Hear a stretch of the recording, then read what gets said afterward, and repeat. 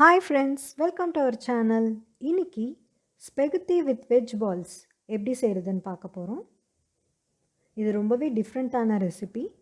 கண்டிப்பாக வீட்டில் ட்ரை பண்ணுங்கள். ட்ரை பண்ணிவிட்டு எப்படி இருக்குன்னு எனக்கு கமெண்ட்ஸில் சொல்லுங்கள்.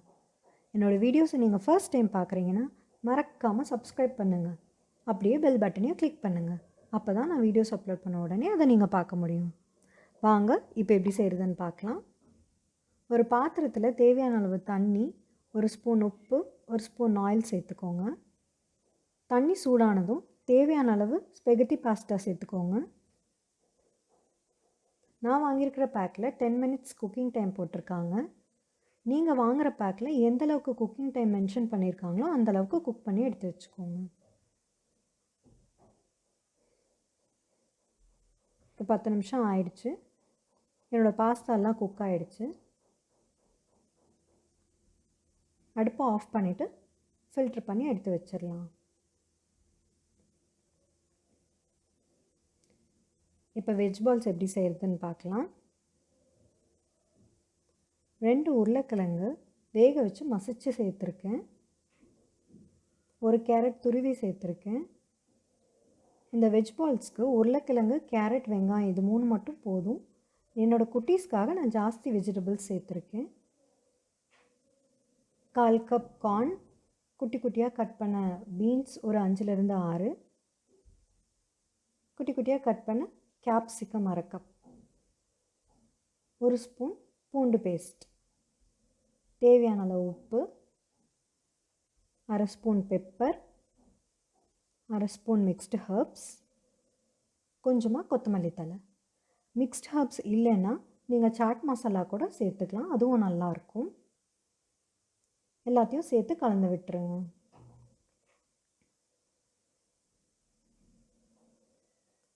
ரெண்டு ஸ்பூன் அரிசி மாவு,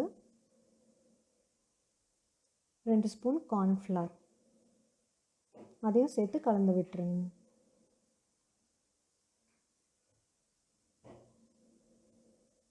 கடைசியாக 1 ஸ்பூன் லெமன் ஜூஸ் சேர்த்துக்கோங்க.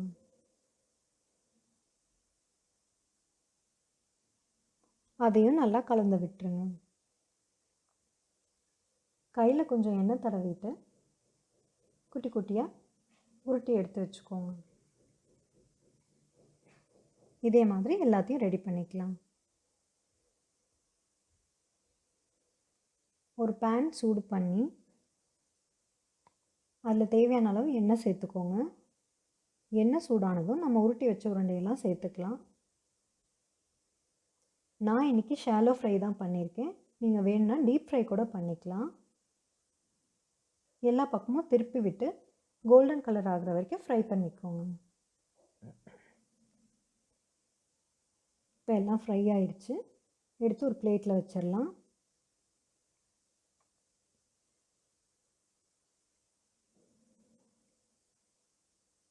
இப்போ அதே ஆயிலில் சின்ன சின்னதாக கட் பண்ணி பூண்டு சேர்த்துக்கோங்க. பூண்டு 1 நிமிஷம் வணங்கினதும் 1/2 கப் வெங்காயம் கட் பண்ணி சேர்த்துக்கோங்க. வெங்காயம் லைட்டாக வணங்கினதும் 6லேருந்து 8 தக்காளியை மிக்சியில் அடித்து சேர்த்துக்கோங்க. உங்களுக்கு ஜூஸியாக வேணும்னா நீங்கள் இன்னும் 2 தக்காளி கூட சேர்த்துக்கலாம். நல்ல பச்சை வாசனை போகிற அளவுக்கு வணக்கி விட்டுருங்க. இப்போ பச்சை வாசனை எல்லாம் போயிடுச்சு. ஒரு பிரிஞ்சி இலை சேர்த்துக்கலாம். அதையும் சேர்த்து 1 நிமிஷம் வணக்கி விட்டுருங்க. தேவையான அளவு உப்பு, 1 ஸ்பூன் சர்க்கரை, 1 spoon mixed herbs, 1/2 spoon pepper எல்லாத்தையும் சேர்த்து 1 நிமிஷம் வணக்கி விட்டுருங்க.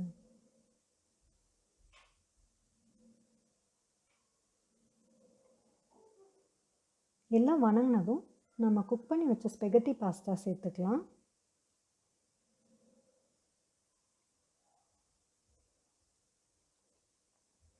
அதையும் ஒரு வாட்டி நல்லா கலந்து விட்டுறலாம்.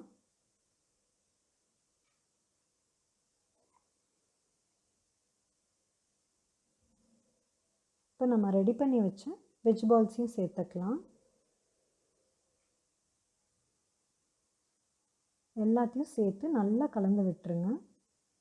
நம்ம ஸ்பெகட்டி பாஸ்தா, வெஜ் பால்ஸ், நம்ம செஞ்ச மசாலா எல்லாமே நல்லா கோட் ஆகணும். கடைசியாக ஸ்ப்ரிங் ஆனியன்ஸ் கட் பண்ணி சேர்த்துக்கோங்க. அவ்வளோதான் ஃப்ரெண்ட்ஸ், நம்ம spaghetti with veg balls ready. இந்த வீடியோ உங்களுக்கு பிடிச்சிருந்ததுன்னா மறக்காமல் பனானா லீஃப்க்கு சப்ஸ்கிரைப் பண்ணுங்கள், லைக் பண்ணுங்கள், ஷேர் பண்ணுங்கள், கமெண்ட் பண்ணுங்கள். Thank you friends. Thanks for watching. கொஞ்சமாக சீஸ் துருவி சேர்த்து சாப்பிட்டா இன்னும் டேஸ்ட்டாக இருக்கும். அதையும் ட்ரை பண்ணுங்கள்.